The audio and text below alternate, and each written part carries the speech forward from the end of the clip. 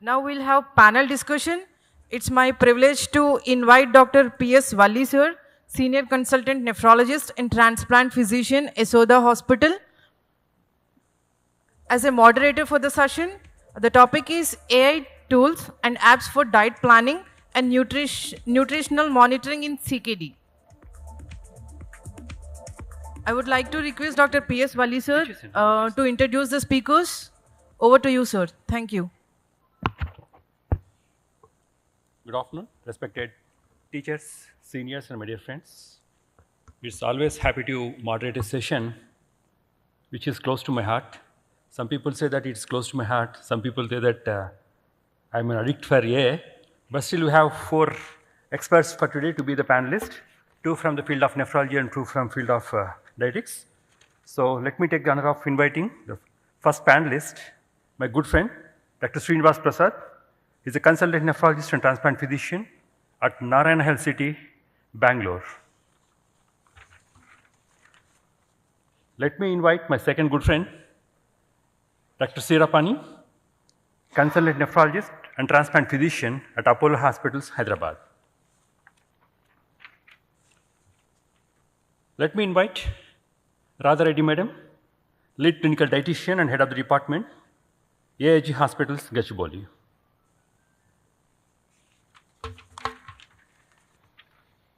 Now, let us invite Dr. Suguna, founder and consulting nutritionist, JP Nagar, Bangalore. So, let me tell you a story.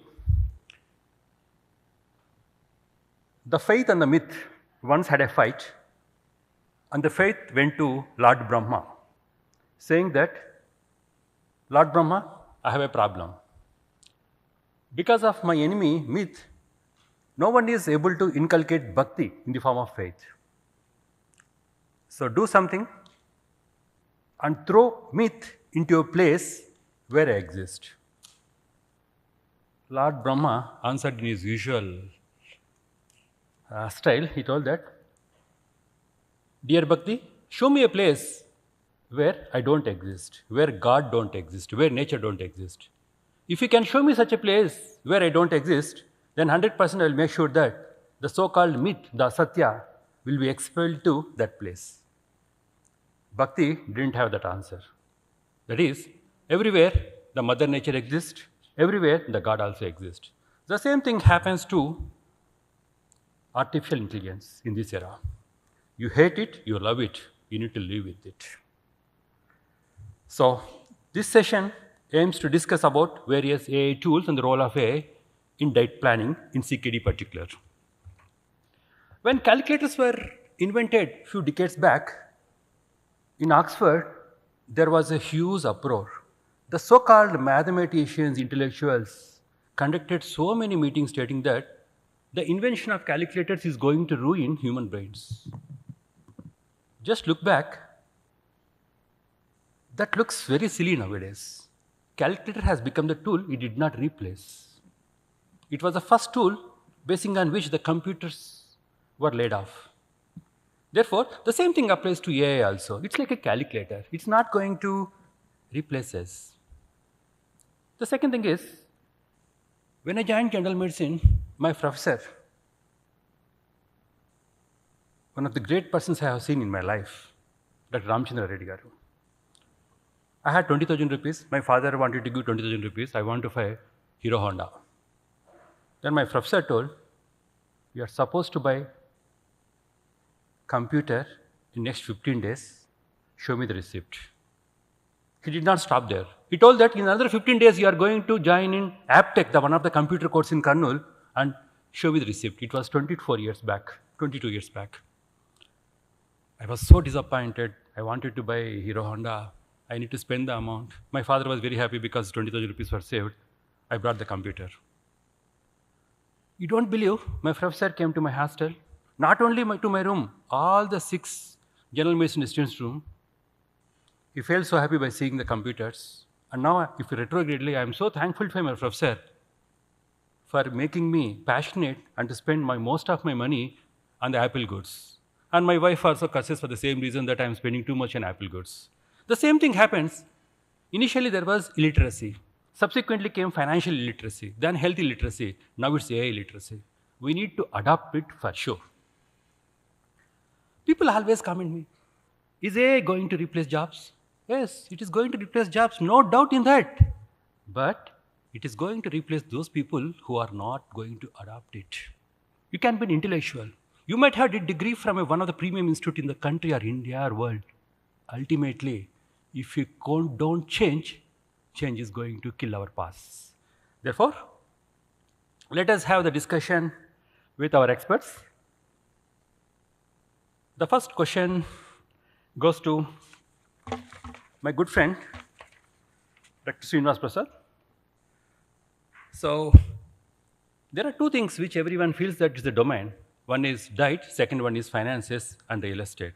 So, dietary advice is everyone's domain, but AI tools now allow us to generate a preliminary meal plan in 30 seconds during a consultation.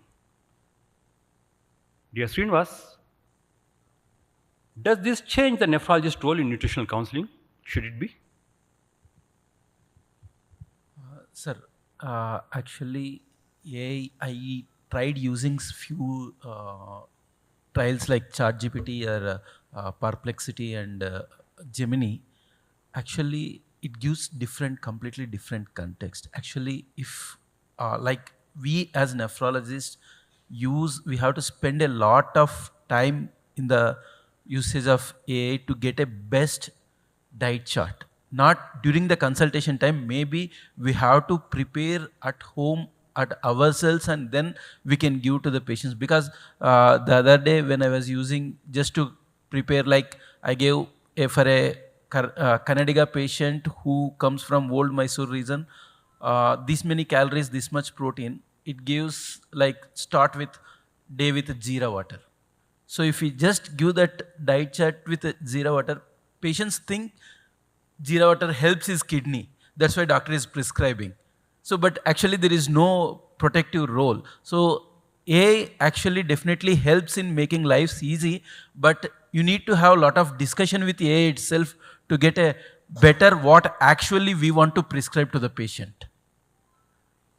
Sure. So you summarize that, don't believe on AI purely for generating AI tools, but I'm very sure Dr. Pani is going to counter it and he's going to tell us some tips how we can make AI to deliver crystal clear, most authentic, scientifically backed up diet plan. Over to Pani. So I think I want to draw a distinction between generative AI and machine learning algorithms. So primarily, most of us are used to, you use AI as ChatGPT, AI as Gemini, AI as Bard, but they're not all the same.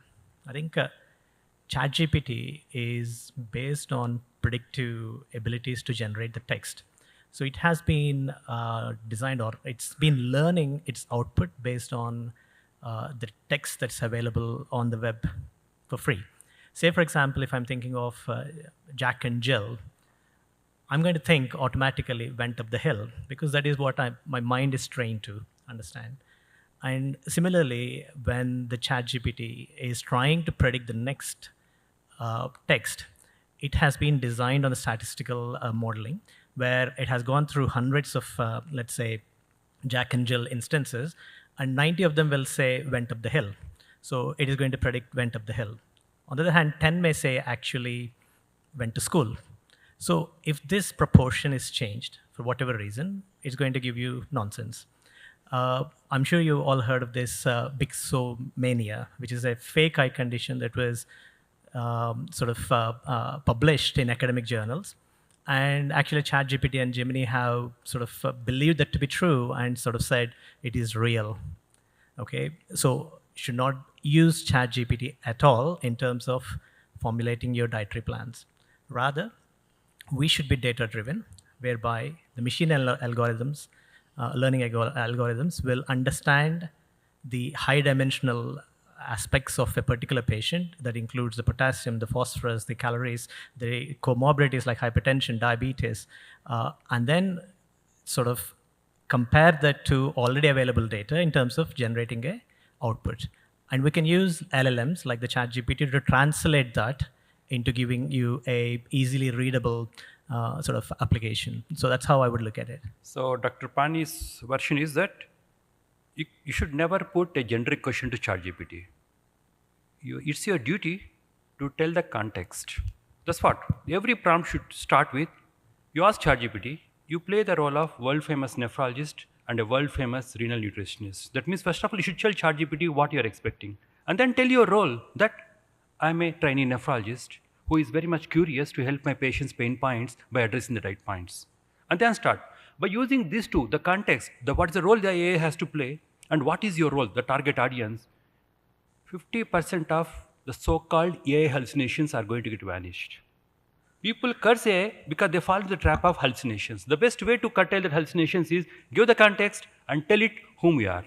And now it's a very important question, so that the same question has to be rolled over to all the four panelists. Now to Radha madam, what is your take on this question? Yeah, so thank you for the question. At AIG, we have a large AI center where we are trying to develop AI models for various activities.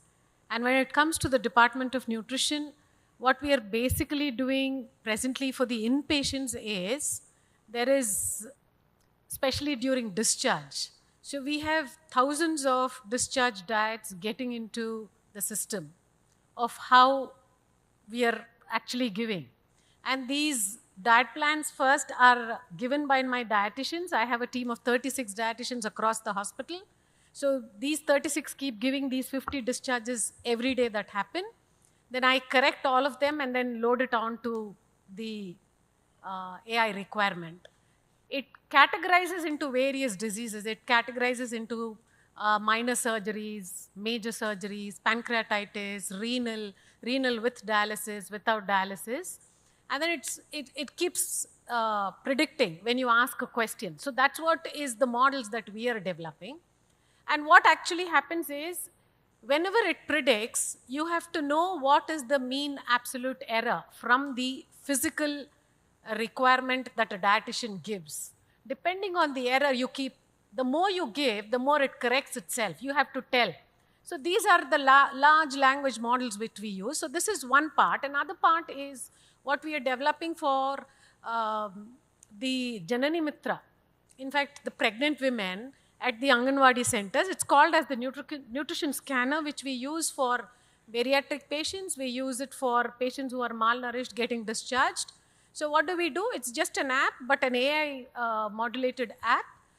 You just have to put the picture of your food that you're eating. So that we've tested with 10,000 pictures, and it tells you whether the light is enough, not enough when you're sending the picture. It does not take the picture when the light is not enough. And then when the angle is wrong, it keeps telling you. And then once the picture is done, then it tells you what is that item. So we've tested that with the large language models. Then it tells you what is the quantity of the item, and then tells you what are the nutrients that it has. So you mean to say that your hospital has got a wonderful yes, AI it tells training you center everything, depending on that. And it tells you the micronutrients also. We are trying to do this because this was a requirement from Modi ji's Viksit Bharat, where he said we need an app to correct the anemia among the rural population, especially among pregnant women, where we developed this app. This is for identification of anemia and also nutrition. So to sum up, madam, you are using a real-time AI we have repository prototypes to track also which we've developed for each of these food items. So this is a 1.5 year project that we've been madam. doing. That's a great inspiration for all the hospitals to adopt. Now over to madam. What is your take on that? Thank you, sir. While we talk about dietary advices, I would first like to highlight on something very important, which AI may not be doing it right now, especially with the Indian context, is that we have regional diets across India in all the 4 major zones, where AI may not be doing the justice, as doctor was saying some time back, jeera water. Actually, jeera water is something which is high on potassium. So it can be a major error for the day of that individual CKD patient to start his day with. So probably there are extended errors which happen with the diet, especially with the ChatGPT or any other form of inbuilt, unless we have an AI system which is interactive enough to create data and also the data sets from different zones which are added for different meals and menus, only then probably we will have a better option to look up for this AI tool, basically. And beyond that, nephrologist's role, I'm sure nephrologists always get a lot of questions about the diet from the patient. But as long as we have an AI interactive space along with the nutritionist to work on it, only then you can give more personalized diets to the individuals. Perfect. The personalization is the ultimate mantra of the day. Thank you so much. Now the mini rapid fire will start. So we expect short answers from everyone. So the second question goes to exclusively to only Dr. Pani. Have you ever tried using ChatGPT or any other tool to generate a diet plan for a CKD patient just to see what it throws up? I know that you would have used it some thousands of times because you are you are so lice in AI. I know that you use everything for AI. Just tell me a few tips for the audience how we are going to use ChatGPT or Claude or Gemini to generate a specific diet plan or whatever may be. I had tried. 3 strong diet plans. I had tried. I don't believe it. I won't use it. Acha. You have tried it and you have tested each other. For example, I know very well Pani, because Pani will ask first of all ChatGPT to generate a diet plan. Then Pani is once again going to feed that to Gemini and then going to ask Gemini to give a verdict on that. And finally, you can make a duel between those two. Try and. So finally you realize that you should not depend too much for personalized diet plans. Wonderful. Now, Radha madam, can you walk us through your actual workflow when a nephrologist refers a CKD stage 4 patient? Do you currently use any AI tool or an app to build and monitor the diet plan? If AI shows us what works, I know till now you have told that you have a good AI lab which is going to do. Forget about the AI lab, madam. Just if at all you want to use a ready-made tool, have you come across any ready-made tool, AI tool? See, ready-made tool, it all depends on what you feed, as my previous panelist has already told you. Or, generally we do not have something, we're all dependent on people's specific, where the nephrologist sends the patient to us, then we do the screening, we do the assessment, then we kind of take a recall of their diet and then see what are the restrictions that the nephrologist has put, and then prepare a diet plan depending on what is their intake or what is their food pattern. That has been our system, but what we generally do is we have the AI generated system within our system where we develop the plans. Once we enter the 24-hour recall, it kind of gives you suggestions. Do you want this? Do you want this? But it's up to us whether we want to say yes or no. And then it gets incorporated into the diets. So what is that app name, madam? You have any app name? It's inbuilt with, it's called Prism. It's a part of AIG network where we use it. So it's a part again with what we have fed initially. So did you come across any other ready-made AI tool which can be downloaded? Presently, no. For at least, of course, see, we did have Dr. Reddy's who did maybe 10 years ago, there was a renal app where I was a part of it, where it was really fantastic, where the patient has to have a part of the patient login, and then the nephrologist will have their own login. And once your patient logs into their daily intake, it kind of predicts what is the potassium requirement for that day, what is the fluid requirement, and as they enter what they are having, it keeps reducing and tells you what is the end target that you've been excess or low. And you type the nephrologist types the patient's name, he will know what the patient is performing. So this was an app, not AI based, but it was an app which was done probably 10 years ago. So industry sponsored. Presently now for renal patients, no, it's not there. But yes, hospital specific, there are very many modules which we use. Now to Sugna madam, when you counsel dialysis patients versus conservative CKD patients, the dietary goals are almost opposite. Liberal protein on dialysis and restricted protein on off dialysis. Have you tested any AI tool that handles this distinction correctly so that when patients transit from non-dialysis to dialysis phase, are you going to help through this dietary change journey? Yes, sir. This is one of my favorites to start with. Thanks for this question.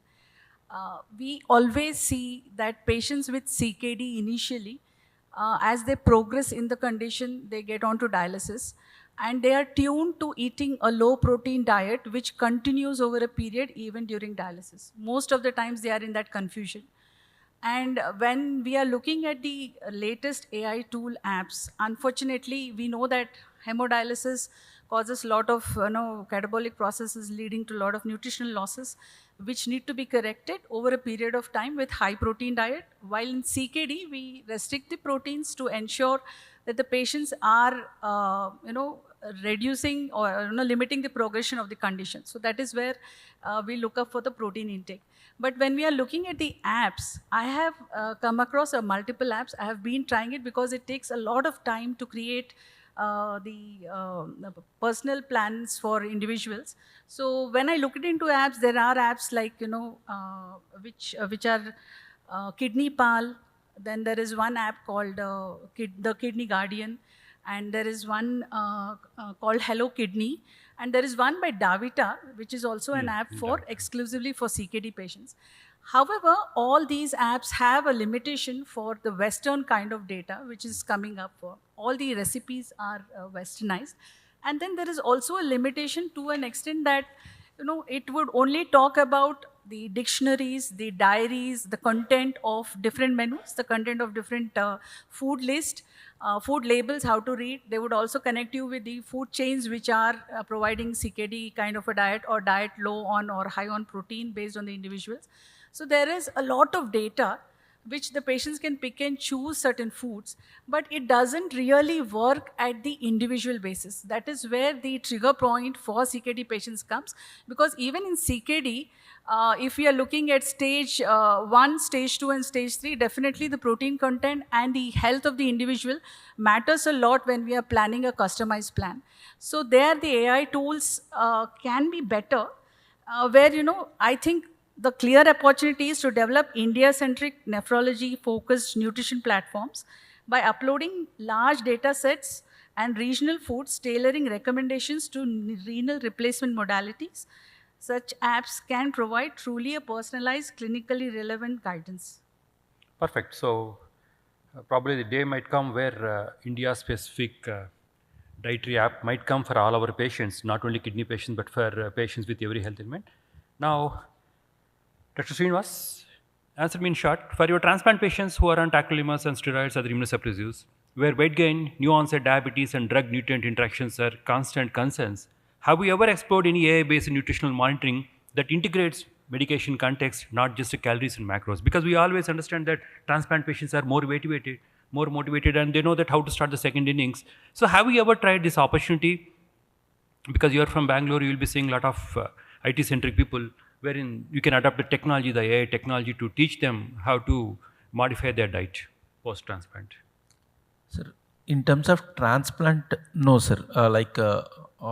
We didn't drug interactions. We didn't use anything. Only we advise this IT, whoever understands, to track how much calories they're eating, whatever calories and how much sodium. Now there are some apps like the other panelists spoke, which if you upload the picture, it will give how much calories and what is the sodium content will be there.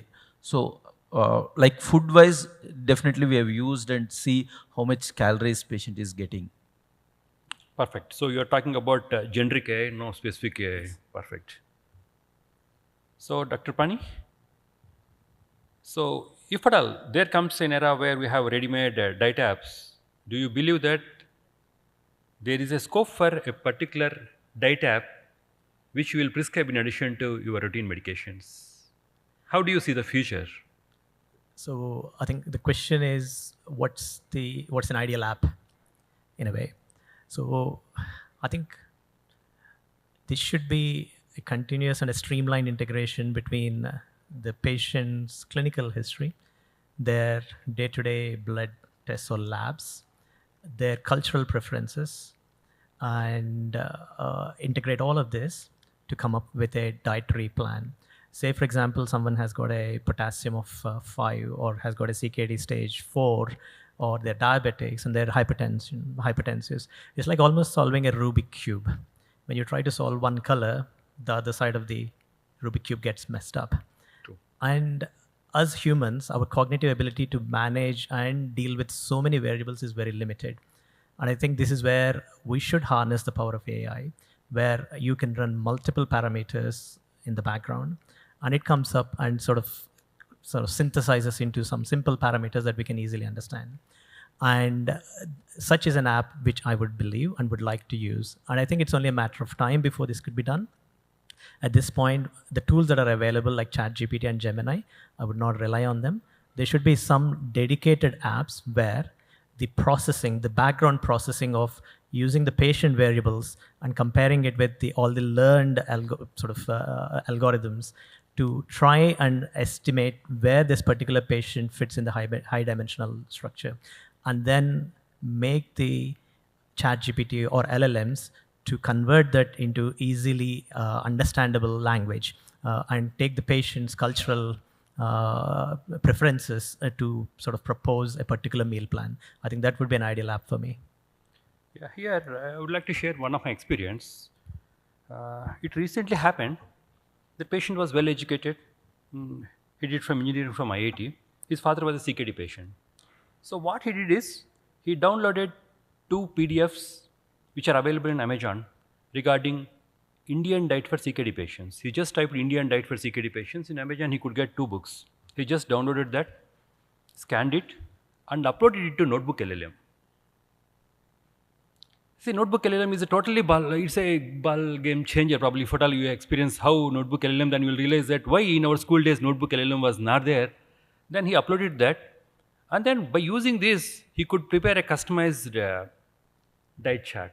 I think the advantage of Notebook LLM is it's got pretty strict safeguards or railguards. Exactly, because ChatGPT and like what Pani told, ChatGPT and Gemini are going to have a vast experience. The huge resources use confusion, whereas Notebook LLM means it is just going to read whatever resources you have uploaded.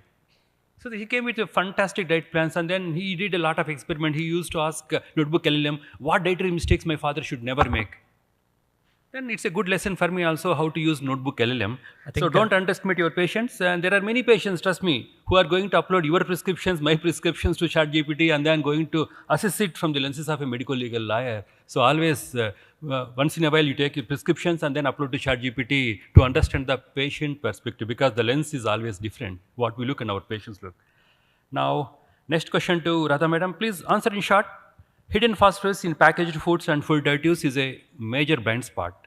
Have you found any AI tool that reliably identifies additive-based phosphorus? That means simple, a one which reads the food labels. Yeah, there is an app called Truthin that's works one, very well. Truthin, Truthin. It has all the Indian packaged foods. You just have to scan the barcode and it will give you all the values, macros, micro, and then it will also tell you whether it has the limited level of additives and preservatives, whether any of these preservatives are actually not supposed to be taken. It also will tell you your phosphorus content. So it will tell you how much is there, whether permissible, not permissible, all that is there. That works fantastically. So it's Truthin. Truthin, Truthin, but then you have to scan the barcode. Then it gives you all the thing from the app. But we are going one step ahead of it. At AIG, what we are doing is you just send the picture and we'll give you all the values. Wonderful. So day will come where we try to hack your database, madam. Thank you. So now to Madam Sugna. So regional Indian diets, for example, Andhra meals with tamarind rice, have very specific sodium, potassium, and oxalate profiles that don't map well to the global nutrition databases. You already shared this point. So how do you work around these limitations, and could AI be trained to do better with local recipe level data? Yes, sir. This is again a very favorite with most of the patients. Gongura pachadi, can it be consumed? Or tamarind rice, how frequently can I eat? Because this is one of the most common delicacy as well as a favorite food of Andhra especially. What I do at the personal level for individuals is that we give alternatives. We swap the gongura pickle with a temporary gongura chutney, which is definitely lesser in salt and spice compared to the long stored gongura pickle. So that is where it is typically called road pachadi, which is actually made in this mortar and pestle. So this is something which will be less dense compared to the kind of pickle. The gongura pickle has lots of oil and lots of salt in it. And it also has got a lot of other ingredients. And if it is store-bought, then there is definitely a lot of preservatives added to it. Secondly, when we are looking into the database for how we can look up for the opportunities, tamarind rice, an alternative can be a lime rice, which is relatively less in terms of oxalates. But again, it's high on potassium, so you can't go very sour with the lime rice as well. There are alternatives where you ask for adding more vegetables to your rice and create something as an alternative which is high on vitamin C at the same time. Maybe a capsicum rice is an alternative.